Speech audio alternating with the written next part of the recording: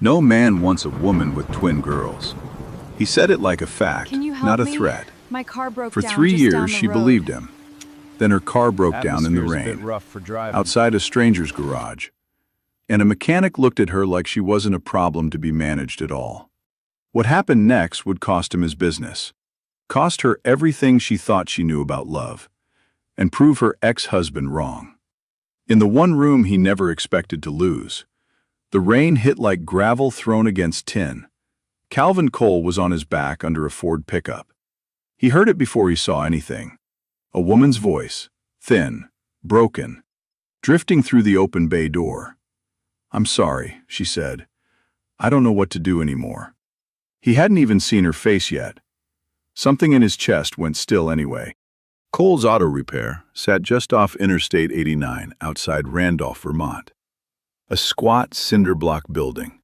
A hand-painted sign that hadn't been touched up since the Obama administration. Inside, 6-year-old Lily sat cross-legged on a folding chair, drawing a purple horse, 8 legs.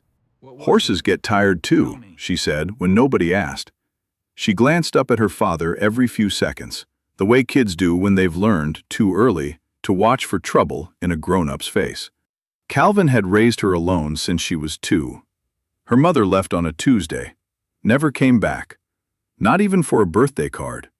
He didn't talk about it. He just worked, raised his girl, kept the porch light on out of habit more than hope. 40 miles north, in a glass office tower in Burlington, a woman named Elodie Calloway was sitting in a closed-door meeting being told she was too emotional to keep her job. The company was hers. She built it with her own 2 hands. Didn't matter. Her ex-husband and his lawyers had spent 6 months building a file. 3 words on the cover: unstable mother. Calvin knew none of that. All he knew, standing in the rain, was that a Tesla had sputtered, coughed, and died at the edge of his lot. He ran out without grabbing a coat. The woman who stepped out was soaked through, a $400 blazer, ruined. 2 little girls in her arms, one screaming in her sleep, the other gripping her mother's collar so hard her knuckles had gone white. She was already saying it again, the same broken apology he'd heard through the rain. A record caught on one groove. He didn't let her finish. Calvin peeled off his own jacket, old canvas, grease-stained at the cuffs, smelled like motor oil and Sunday mornings. He draped it over all 3 of them in one motion. The kind of motion a man makes when he's done it 100 times before. He hadn't, not in years. "You don't need to apologize," he said. "Let's get the girls inside first." Elodie Calloway ran board meetings with 40 people watching her every word. Hadn't cried in front of another adult since the divorce was finalized. She froze on that wet gravel like she'd forgotten how her own legs worked. Nobody had said anything to her in over a year without strings attached. No demand, no condition. No, if you'd just been a better mother. Just, let's get the girls inside. She had no idea yet. The stranger in a grease-stained jacket was about to know more about her than the man she'd married. Inside, under the buzzing fluorescent lights, Lily slid off her chair without a word, walked straight to the smaller twin, the shy one, Greta, held up her purple horse. "He gets tired too," Lily said. "That's why he has so many legs, just in case." Greta stopped crying, just like that. Calvin watched his daughter do what he hadn't managed to do in years. Open a door for someone who needed it. Something shifted in him. Quiet as a key turning in an old lock. Elodie sat down hard in the cracked vinyl chair by the counter, pulled both girls close. Didn't say anything for a long moment. Calvin had fixed enough engines to know the difference between a part worn down by time and one worked too hard for too long by somebody who never once complained. Looking at her now, he had a quiet feeling she was the second kind. He didn't ask her a single question that night, just put the kettle on, the way his own mother used to, whenever somebody walked through her door looking like the world had gotten too heavy to carry alone. He had no idea how far the people in Elodie's life would go to make sure a woman like her never let her guard down again. No idea that the next time she came through that door, he'd start to understand exactly what she'd been carrying, and why she was so afraid to set it down. She came back 3 days later. Not because the Tesla needed more work. It didn't, not really. Because Greta had asked about the horse girl 4 times at breakfast. Because Elodie hadn't slept properly and longer than she cared to admit. Calvin was under a Subaru when the bell jingled. Didn't have to look up. Some sounds you just learn. Greta and Geneva went straight for the folding chairs this time. No questions asked. Lily had already saved them a spot. 2 crayons laid out. What none of them knew yet, this small, ordinary kindness was about to be used as a weapon against the very woman receiving it.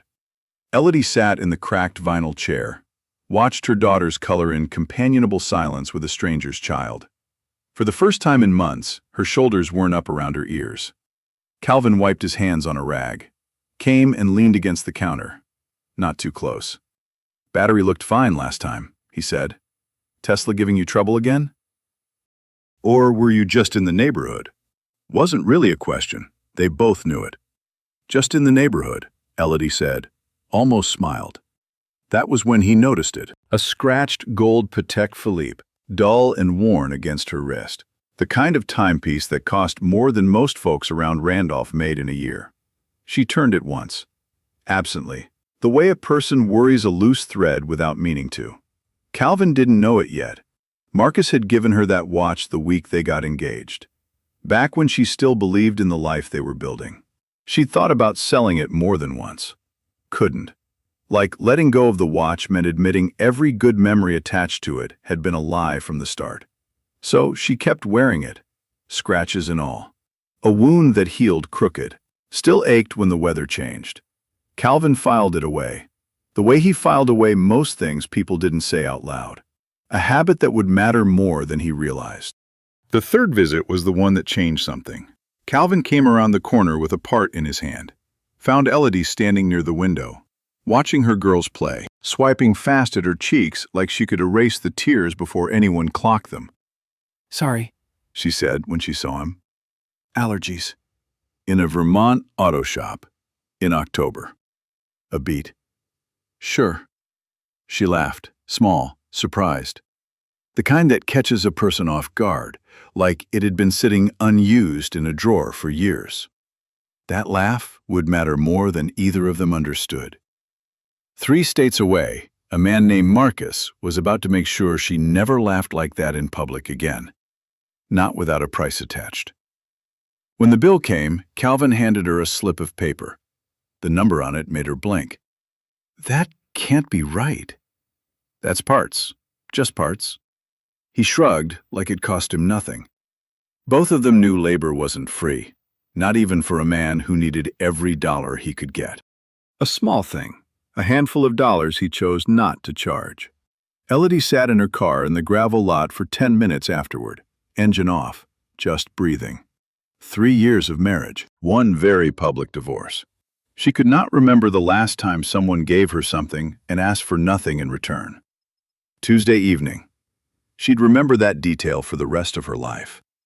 Calvin was wiping the counter when he glanced at the small TV in the corner, the one that mostly played weather for customers waiting on oil changes. A reporter's voice cut through the shop. Something about Peak Forge Technologies. Questions swirling about CEO Elodie Calloway. Allegations from board members. Her personal struggles as a single mother. Her ability to lead. Calvin set down the rag, slowly. There she was, walking into a glass building in Burlington. Chin up, eyes hollow, microphones shoved in her face. A chyron underneath. Unstable mother? Like a headline, not a wound. He stood there holding a wrench he didn't remember picking up, jaw tight. Something hot and unfamiliar moving through him. He hadn't felt protective of anyone outside his own daughter in a very long time. She came in the next morning, before he'd even flipped the sign. Sat on an overturned milk crate because there wasn't another chair free, and told him the truth. All of it. In 2020, when the company nearly went under, Elodie drained her own retirement account. Every dollar. Kept Peak Forge alive through the worst stretch.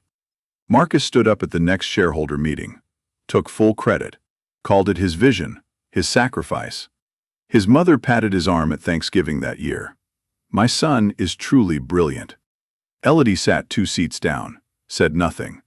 She'd trained herself to say nothing for years.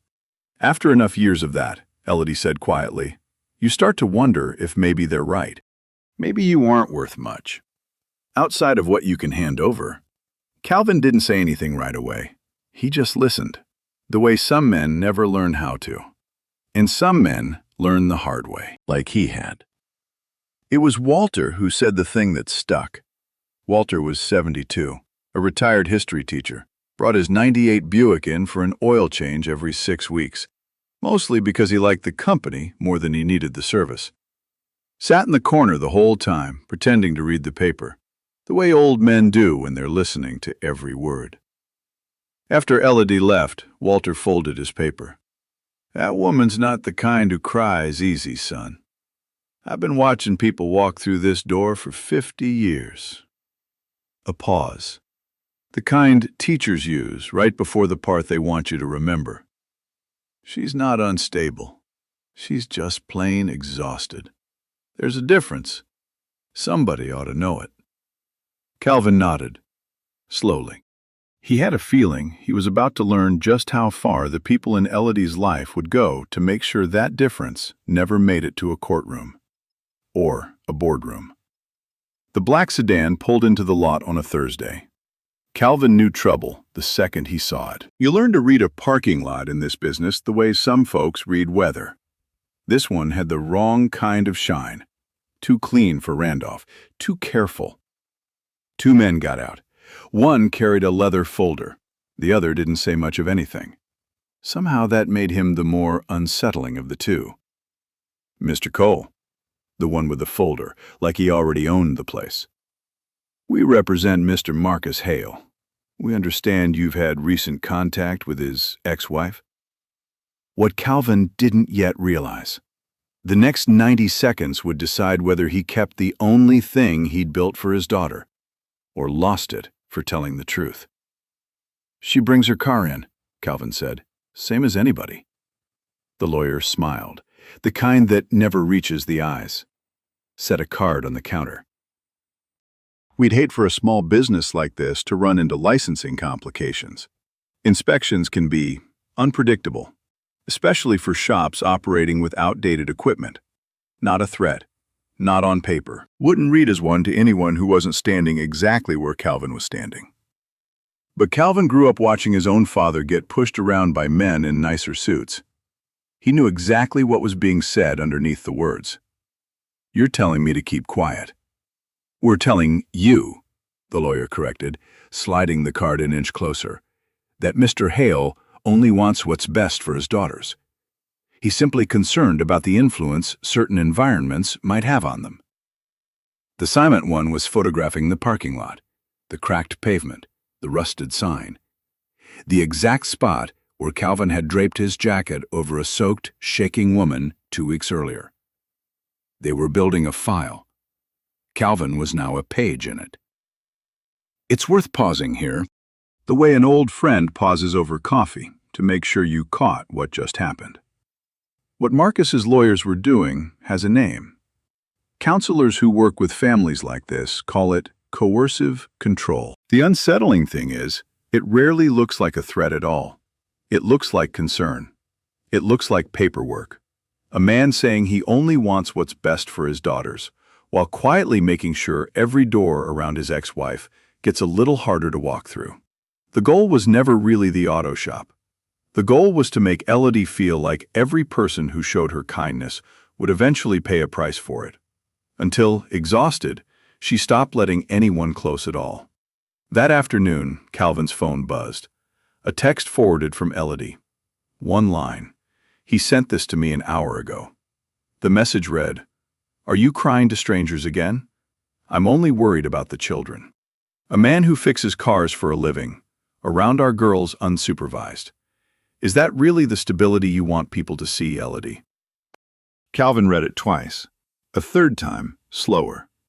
Like checking an engine for a knock he couldn't place. This wasn't a worried father. This was a man counting on the world believing exactly what he told it to believe. Worth sitting with this a moment longer. So many women who've lived through a marriage like Elodie's will recognize it instantly. That text is a textbook example of what psychologists call gaslighting, twisting a person's own pain into proof of their instability, until they start questioning their own memory of what actually happened. Elodie wasn't crying to a stranger.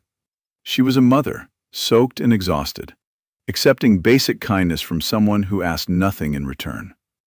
But say it often enough, in just the right concerned tone, and even the person living the truth starts to wonder if maybe they're the one overreacting. That's not an accident. That's the whole design. Calvin typed back before he could think better of it. Thumbs clumsy on the small screen, the way they always were. All I saw was an exhausted mother trying to keep her 2 children calm in the middle of a storm. She did a damn good job. Anybody who says different hasn't met her. 3 days later, the notice came in the mail. Official letterhead. A date stamped 2 weeks out. Surprise compliance inspection. Sitting at the top like a verdict already decided. Lily found her father standing in the gravel lot that evening. Just standing there. The letter hanging loose in his hand. Rain starting to needle down again, the way it had the night Elodie first arrived. "Daddy? Is the shop sick?"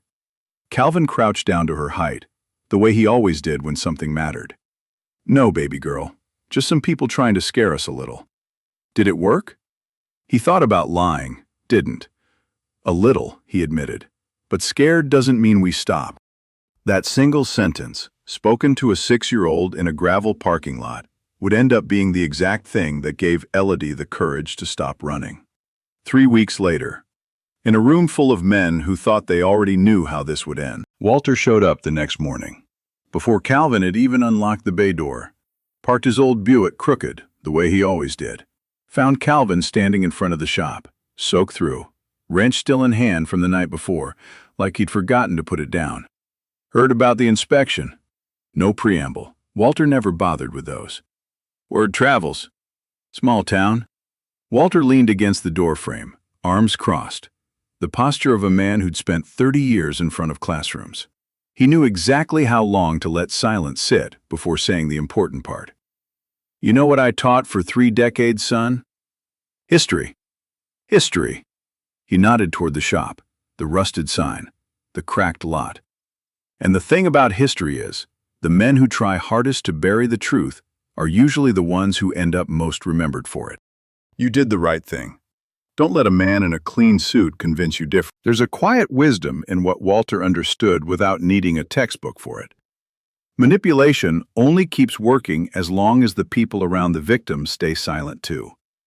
The moment one more honest voice enters the room, a mechanic, an old teacher, a regular customer who simply tells the truth about what they saw, the whole carefully built story starts to crack. That's why men like Marcus work so hard to isolate the people they're trying to control. Isolation isn't a side effect of the cruelty. It's the entire strategy.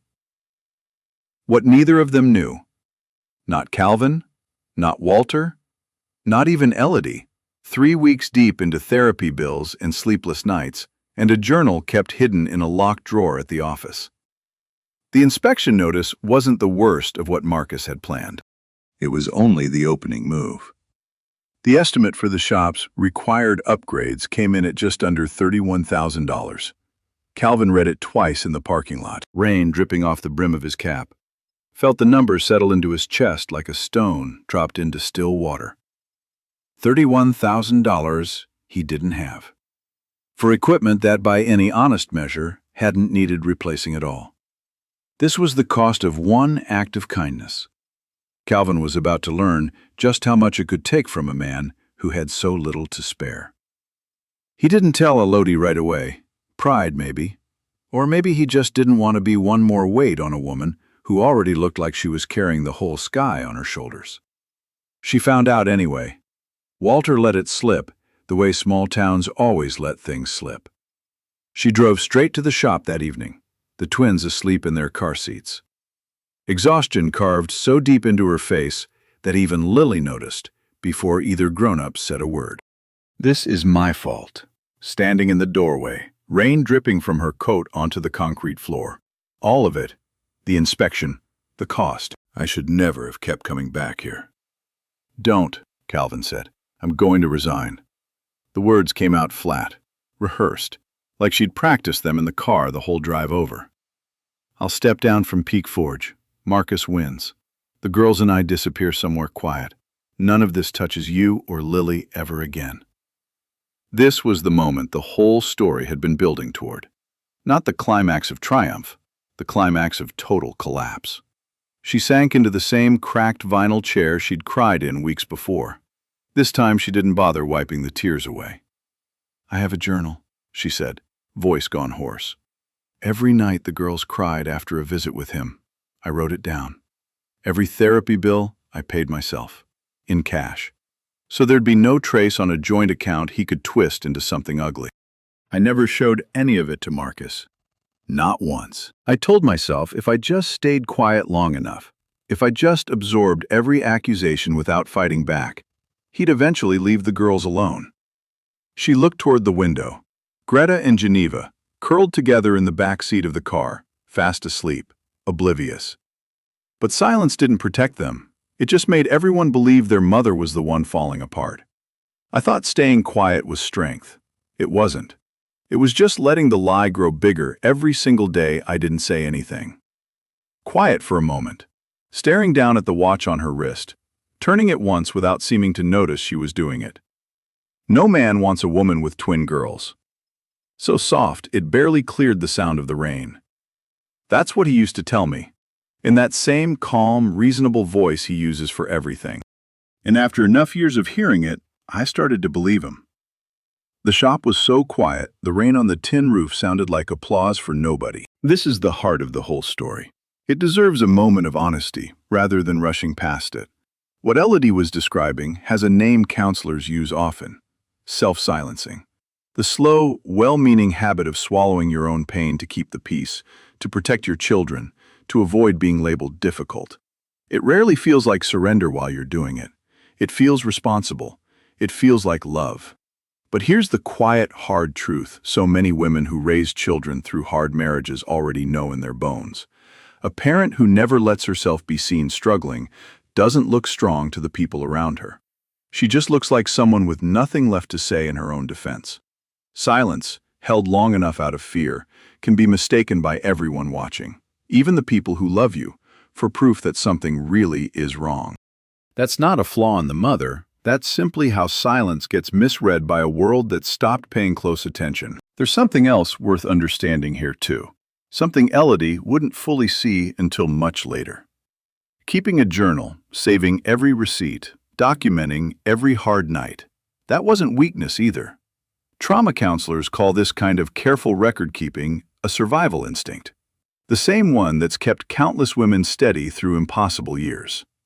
Elodie wasn't falling apart in that cracked vinyl chair. She was finally setting down a weight she'd been carrying so long, she'd forgotten what her own shoulders felt like without it. Calvin sat down across from her, not too close, the way he always did. The way he'd learned to, from a lifetime of being careful with things that were breakable. "You know what I see when I look at that journal you're describing?" he said. "I see a mother who never stopped fighting for her kids. She just fought quiet instead of loud. That's not weakness, Elodie. That's just a different kind of strong, and a kind most people never bother to notice." She let out a sound, half laugh, half sob. "Try telling that to a board of 9 men who've already decided I'm unfit. Then stop telling them. A beat. Show them." Lily, who'd been listening from the folding chair, the way children always listen, even when adults think they aren't, walked over. Set her purple, 8-legged horse drawing gently in Elodie's lap. "He's tired too," Lily said. "But he still walks. That's the whole point of having extra legs. So you don't have to stop, even when you're tired." Nobody said anything for a long moment. Sometimes the truest things in a room come out of a 6-year-old who has no idea how much weight her words are carrying. Child psychologists will tell you there's a reason for that. Children this age are remarkably attuned to the emotional temperature of the adults around them, even when nobody explains a single thing to them directly. Lily had spent years quietly absorbing her own father's grief after her mother left. She recognized exhaustion in another grown-up the way some children simply do. Not because anyone taught her to, because she'd lived right alongside it. That small drawing, a horse with too many legs, made by a child who understood exhaustion better than most grown-ups around her, would end up sitting on Elodie's desk in Burlington for the rest of her career, right where she could see it every single day. Walter showed up an hour later, soaked from the rain, carrying a worn manila folder he'd apparently been keeping in his glove compartment for longer than anyone realized. Statements. He set it on the counter. From me, from the Hendersons down the road, who saw you that first night. From half the regulars who've watched you and these girls in this shop for weeks now. Notarized, every one of them. He looked at Elodie. His voice softened in the particular way old teachers' voices do when they're about to say something they need a person to actually hear. Truth doesn't need to shout, ma'am. It just needs somebody willing to write it down and stand behind it. Elodie stared at the folder like it might disappear if she touched it too fast. For the first time in longer than she could remember, the silence in the room didn't feel like something she had to fill with an apology. What none of them knew yet. Not Calvin, not Walter, not even Elodie, sitting there with a child's crayon drawing in her lap.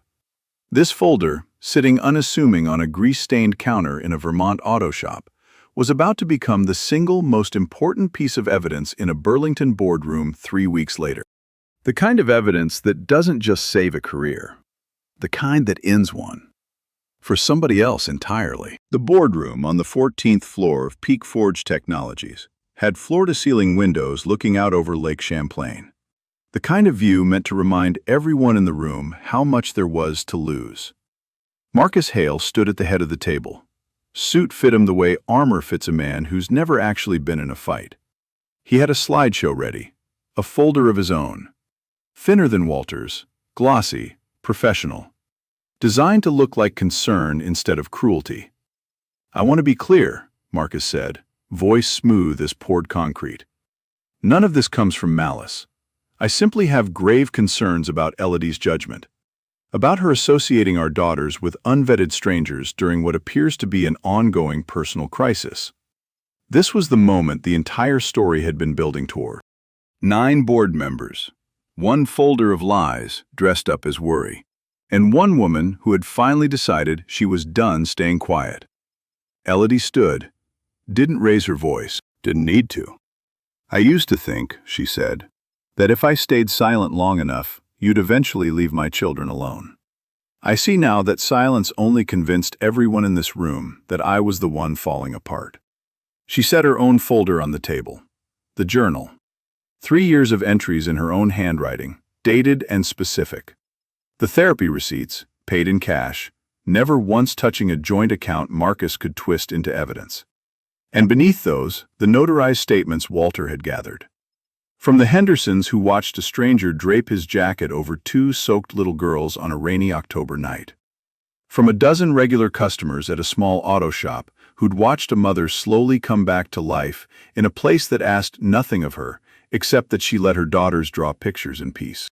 Last, she placed a single still image from the shop's security footage on the table. Time-stamped, unedited, showing exactly what happened that first rainy night. None of the spin Marcus's investigators had tried to attach to it. "I am not unstable." Looking directly at her ex-husband for the first time in the meeting, "I simply chose not to let my children watch their mother be destroyed day after day in front of an audience. That is not weakness. That is the only kind of strength I had left to give them." The room went silent, the way a room goes silent right before something shifts permanently. One of the older board members, a woman who'd sat through the whole meeting with her reading glasses pushed up on her head, saying nothing, finally spoke. "Marcus?" Slowly. "Isn't this remarkably similar to what happened at your previous company? With the operations director you pushed out in 2017. Marcus's jaw tightened. He hadn't expected anyone in this room to remember that. He'd been counting on exactly the kind of silence Elodie had finally decided to break. This was the karmic turn nobody saw coming. Not Marcus, who'd built his entire strategy on the assumption that nobody would ever connect the dots. Not even Elodie, who'd walked into that room expecting only to defend herself, not to watch the truth do the rest of the work on its own. The vote happened 40 minutes later, Elodie kept her position as CEO. Unanimous, except for Marcus's own vote, which surprised exactly no one. The board additionally opened a formal investigation into Marcus's conduct, not just toward Elodie, a pattern stretching back years that several people in that room had quietly known about and quietly said nothing about, until now. Within the month, Marcus had resigned his board seat and sold his shares. The man who'd spent years calling Elodie unstable in conference rooms and group chats with mutual friends found himself, for the first time, on the receiving end of a story he couldn't control the ending of. Calvin heard the news from Walter, who heard it from Elodie herself, who drove straight to the shop that same afternoon. Still wearing her boardroom blazer, looking lighter than Calvin had ever seen her, like something that had been sitting on her chest for years had finally been set down. She found him exactly where she'd found him the very first night, under a car, sleeves rolled up, grease on his knuckles. "I kept my job." Calvin slid out from under the car, sat up. "I never doubted it. You should have told me that a month ago. Would have saved me a lot of crying in this parking lot." He almost smiled. "Didn't think you needed to hear it from me. Thought you needed to hear it from yourself first." She looked at him for a long moment, the rain finally easing outside, sunlight breaking weak and gold through the clouds over the gravel lot. "Peak Forge is signing a new fleet maintenance contract," she said. "I made sure your shop got first pick of the work." Calvin raised an eyebrow. "That sounds like something a CEO does for a guy who just changes her oil." "That sounds," Elodie said, "like something a person does for a friend who never once asked for anything in return." She glanced toward the window. Lily, Greta, and Geneva had abandoned their crayons in favor of stomping through puddles like the whole afternoon had been arranged just for them. "Friend," almost testing the word out loud. "Is that still the right word for this, Calvin?" He didn't answer right away. Some questions, he was learning, deserved more than a quick reply. "Ask me again sometime," he said, "when neither one of us has a board meeting or an inspection notice hanging over our heads." She smiled. The real kind. The kind that reaches all the way up into your eyes. And for the first time and longer than she could remember, the silence between two people didn't feel like something she had to rush to fill. By the following spring, Cole's Auto Repair had a new sign. Not flashy, just freshly painted. Same hand-lettered style it always had. Calvin wasn't a man who changed things just because he finally could.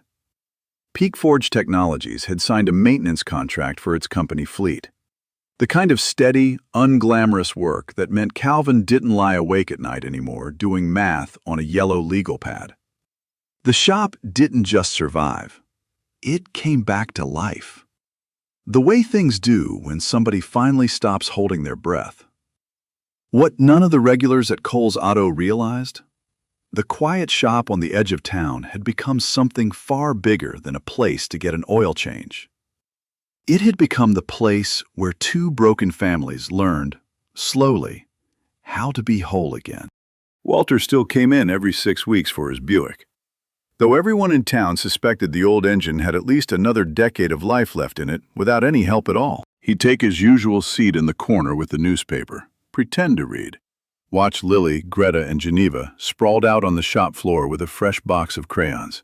The way a man watches something he helped build, even if nobody ever wrote his name on it. 3 little girls, to nobody in particular one afternoon. Used to think this old shop just fixed cars. He folded his paper. Turns out it fixes people too.